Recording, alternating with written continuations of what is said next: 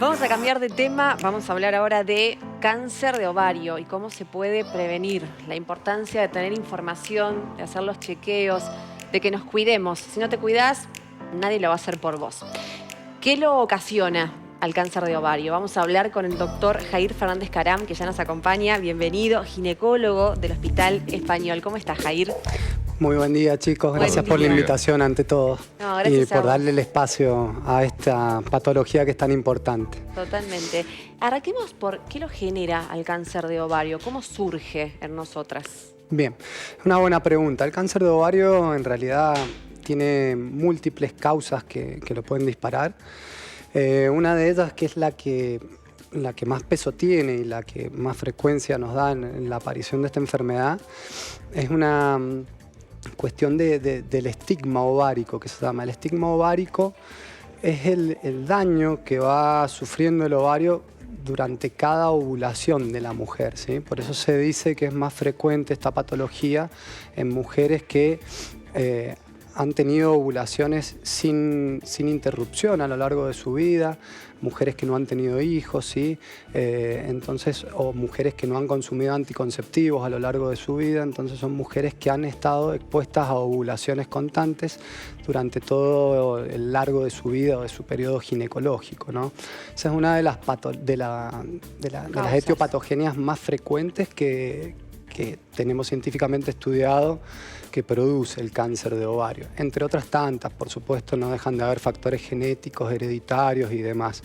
Pero una de las grandes, de la gran mayoría de cosas que produce esto es eso, ¿no? ¿Y se puede prevenir de alguna manera? Porque uno pensaría quizá que con los controles normales que uno realiza, junto con la mamografía y la ecografía, estaríamos como cubiertas, ¿viste? Pero ¿esto es tan así o no?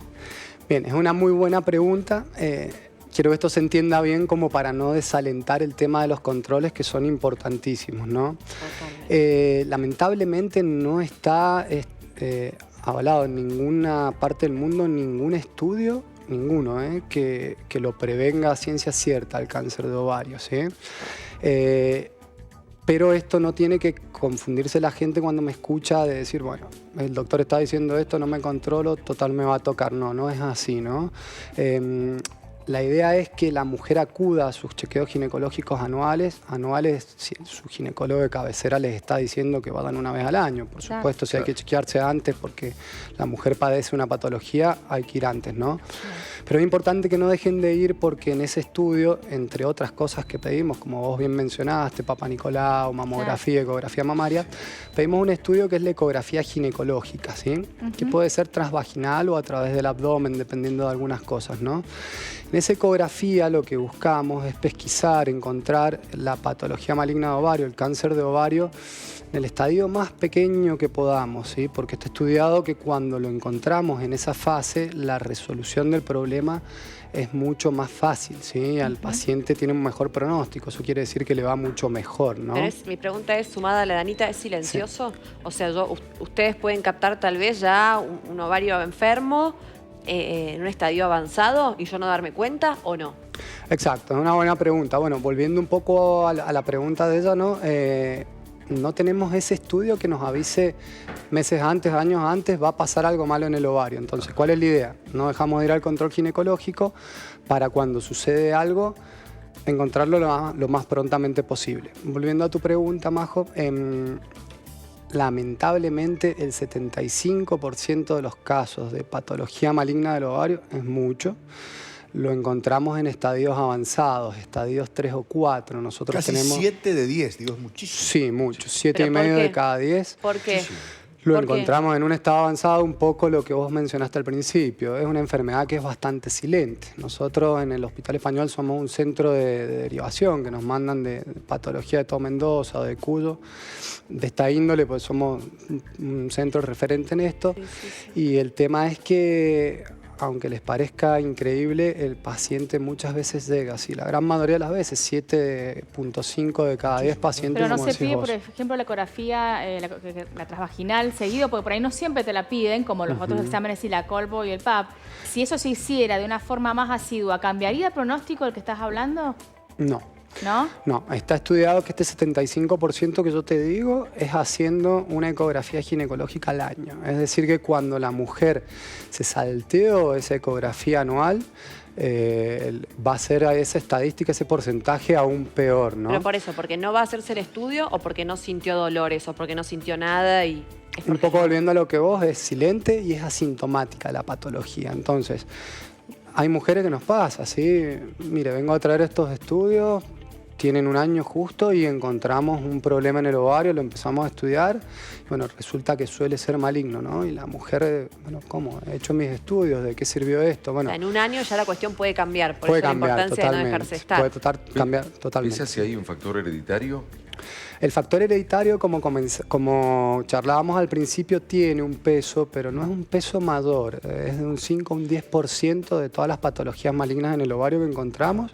Un 5 al 10% son hereditarias, son genéticas. Ahora, Jair, no quiero dejar pasar lo que dijiste al comienzo de la charla. Sí. Las mujeres que tenemos que tener más cuidado por allí, quienes no hemos sido mamás, si no hemos utilizado pastillas anticonceptivas mayormente, y dijiste algo más, si quienes hemos menstruado o ovulado correctamente, si se quiere, todos los periodos de nuestra vida menstrual, ¿está bien? Exacto. En realidad, en el fondo, toda mujer tiene que tener cuidado porque por más de que no tenga factores de riesgo, como estábamos hablando, la incidencia del cáncer de ovario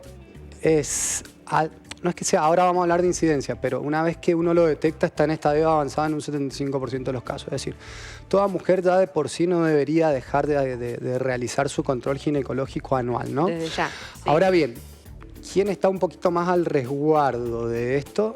Volvemos a recapitular. Mujeres que han tenido ciclos anovulatorios. ¿Qué quiere decir esto? Mujeres que no han ovulado en una etapa de su vida por X causa. Por X causa. Lactancia, una de ellas. Uso de anticonceptivos prolongados, otra de ellas. Mujer que toma anticonceptivos no queda embarazada porque el ovario está en reposo y no ovula, ¿sí? Mujeres que han tenido embarazo, esa mujer durante 9 meses no ha producido ovulaciones, ¿sí?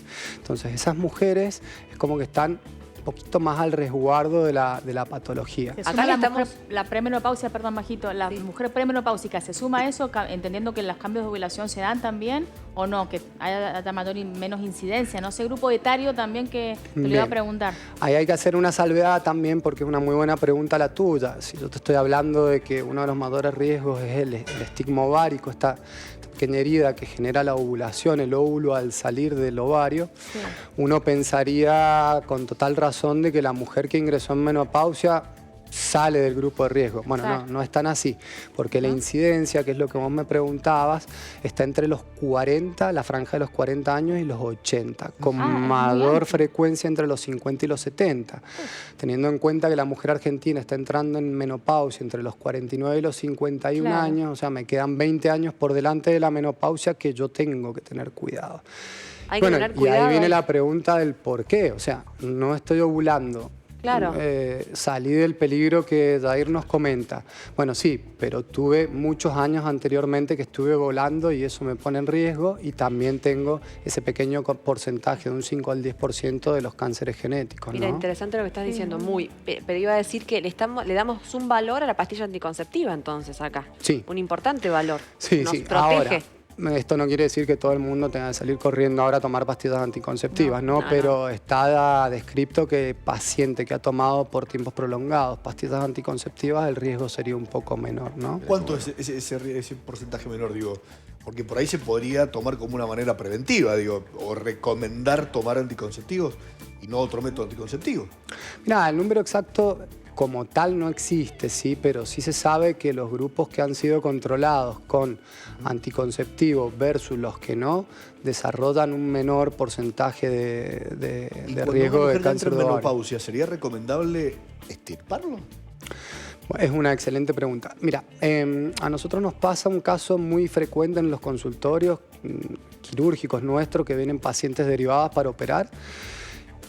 por un tumor de ovario. La palabra tumor no quiere decir maligno, ¿sí? El tumor puede ser benigno o maligno, ¿sí? Entonces, si Pero yo uno se asusta igual. Cuando al paciente le decís Obvio. tumor, ya... Totalmente. Ya Entonces, quiste hace ruido, imagínate. Sí. Tumor. claro, entonces nosotros al paciente siempre, el quiste en el fondo es un tumor, pero es un tumor quístico, que quiere decir que tiene líquido en el interior, ¿no? Pero siempre le aclaramos, mire, quédese tranquila, vamos a hablar de tumor, la palabra tumor no necesariamente significa malignidad, ¿no? Tu pregunta, ¿a toda persona en menopausia sería bueno o tomar a consideración extirpar ambos ovarios? No podemos ir a buscar cada persona que está en menopausia para ofrecerle esto, pero si llega la paciente que está en menopausia, que tiene un quiste de ovario, que ese ovario lo estudiamos, lo catalogamos y todos los índices que tenemos nos dicen de que ese quiste es benigno, bueno, por consenso a nivel internacional, está estudiado y es de buena práctica que a esa mujer, si uno la va a operar por un quiste benigno, no le sacamos el quiste solo como lo haríamos en una chica que está menstruando, que tiene todo un futuro por delante de fertilidad, de deseo de ser madre, de tenores hormonales que tienen que estar circulando para que esa mujer no ingrese en menopausia. No, la mujer que está en menopausia, ya su ovario dejó de cumplir una función, no está cumpliendo su función hormonal, por ende no vamos a extirpar solamente el quiste, sino que el protocolo a nivel mundial es extirpar los dos ovarios. ¿Por qué?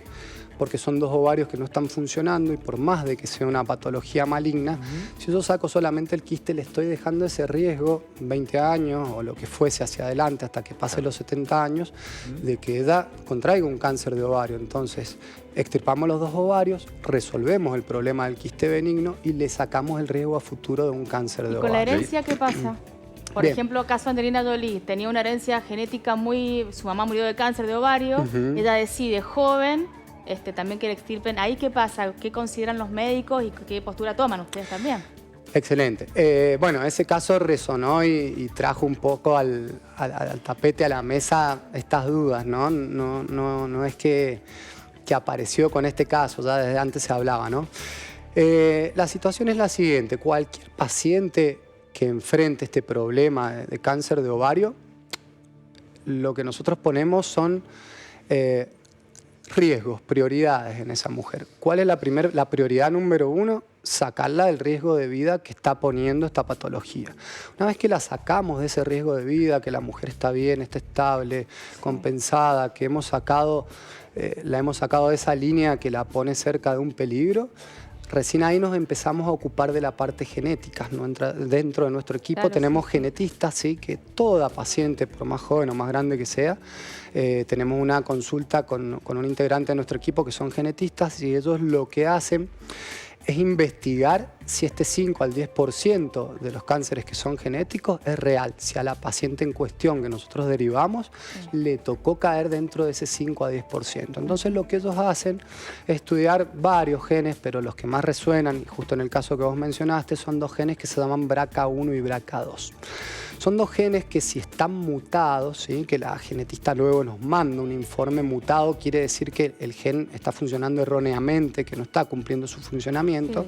Entonces, a mi paciente, mujer, van y me hacen ese estudio y ese estudio me sale mal, ahí la genetista me va a decir, bueno, dos cosas. Primero, hacia el paciente al cual le están dando ese informe, tiene mayor riesgo de padecer cáncer, no solamente en el ovario, esa mujer ya no lo tiene en teoría porque la hemos tratado, pero hay mayor riesgo de cáncer de mama, de colon, de estómago, de tiroides, en todas las glándulas de nuestro organismo.